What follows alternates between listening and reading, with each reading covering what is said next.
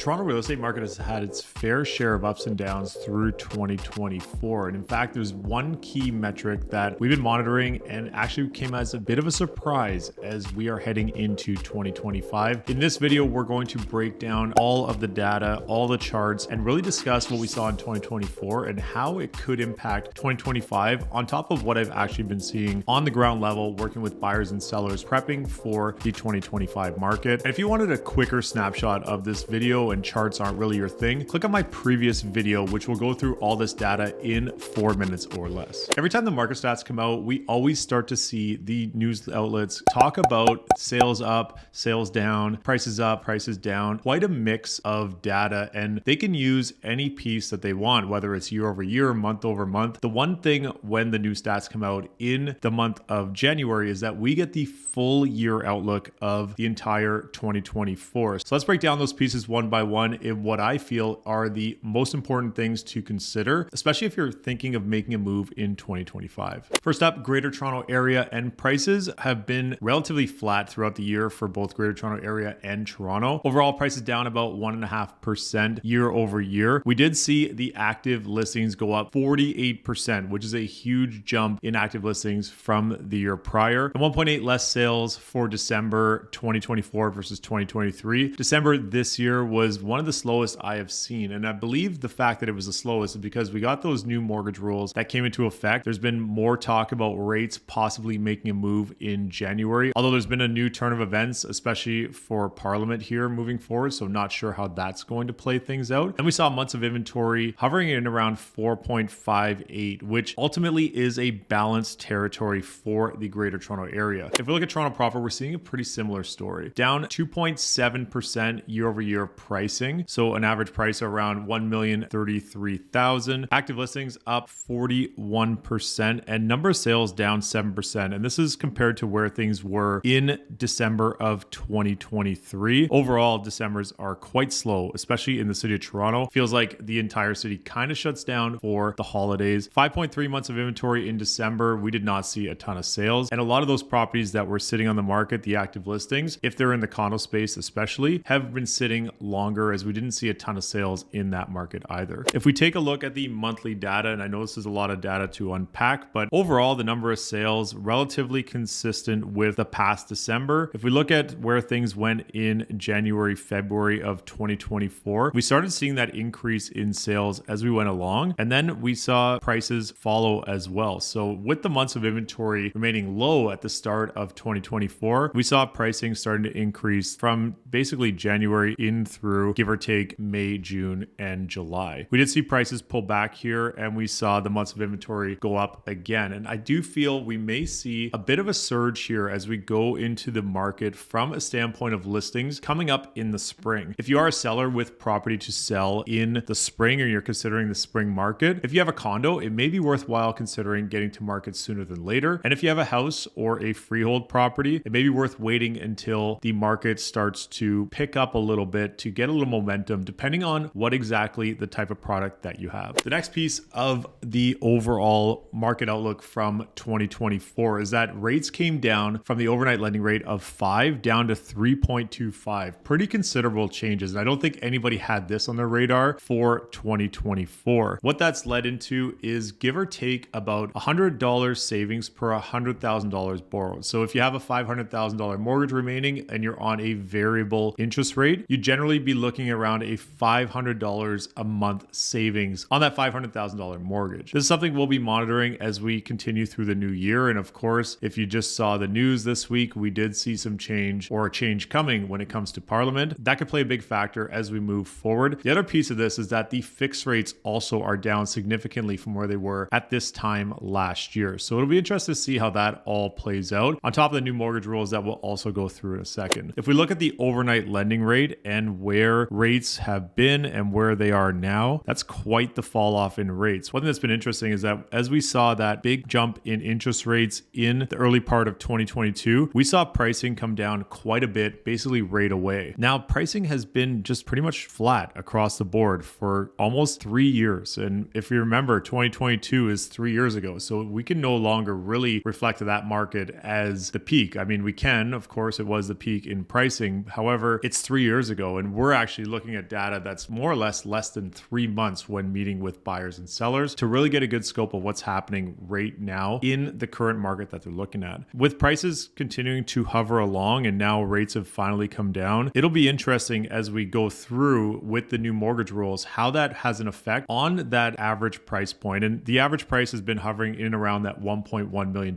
mark, which of course those new mortgage rules do have a big factor here in the city of Toronto. And speaking of those new mortgage rules, we didn't see any change below the $1 million mark. But once you got to that $1 million mark in the past, or basically a month ago before December 15th, 2024, you would have had to put down $200,000 for that $1 million purchase price, which is 20%. Now that new number changes to $75,000. When we look at the numbers at 1 million to 1.5, these are quite considerable differences. And I do have a few other videos that have been talking about this. But overall, if you are looking at the down payment alone, we're looking at around $100,000 to $130,000 savings on just the down payment portion. Of course, the payments will be larger and the mortgage amount will be higher. However, if you are a buyer and the down payment has been the biggest hurdle, especially getting from that $999 to maybe 1.1 or 1.2, that's where I think we'll see this new rule really come into effect. I'm not sure we'll see too much of a change in the 1.4 to 1.499 range because you still have to qualify for that level of mortgage, and the payment will be quite high once you start getting to those numbers from a mortgage perspective. Anything over 1.5 million does still require 20% down. This is a chart I thought would be interesting to bring up, as I've never really brought it up before in one of these videos. But overall, if we look at the number of sales, and yes, if you saw that sales are up year over year, they certainly are. However, this was not exactly a year to write home about. In 2024, we saw 67,609 sales, which is up from the 65,877 sales in 2023. That being said, we have not seen a year of sales that low dating all the way back to basically 2001. Pricing was quite a difference back in 2001 compared to now. That being said, the average price, we are hovering in around somewhere between 2021 and 2022 pricing as a whole. And if we remember 2022, we saw a big spike at the start of the year and then things fell off by the end of the year. 2021 is where we saw almost 122,000 sales. And if you really think about it, if we combined 2023 and 2024 amount of sales, we've almost totaled everything we saw in 2021 as a whole. So quite a drop in sales for 2023 and 2024. As we go into 2025, the consensus is definitely that we should see more sales in 2025, especially if prices remain a bit sticky with the amount of inventory in the market and if mortgage rates continue to stay where they're at. Looking over at the benchmark prices, and I always find these are a good way to show where exactly prices cost if you are looking for a property in the Greater Toronto Area. I dated this back to the start of January 2020, so you're looking around basically a 5-year range, give or take. Condos at that point were 533,000. Now we're looking at around 647,200 for your benchmark price condo. If we take a look at townhouses, this is where we're seeing just under $800,000 for a townhouse. If we look at semis, we're looking around that $1,054,000 market. And this is where, if we keep in mind that a buyer who maybe has a good portion of down payment saved, but not quite that 20% once they pass the million, that could unlock the ability to purchase something just over $1 million in a semi-detached property. Detached across the board for Greater Toronto Area, looking around basically 1.37 million. If we look at Toronto proper, and for this one, I actually went back to 2019, which does show that full 5 years. So if someone purchased in 2019, they are looking at this year 6, going into 6th year of owning that property. $1,221,000 for a detached property in 2019. You're looking at around 1.62 in December 2024. And in February 2022, which was the peak, that number hit almost $2 million.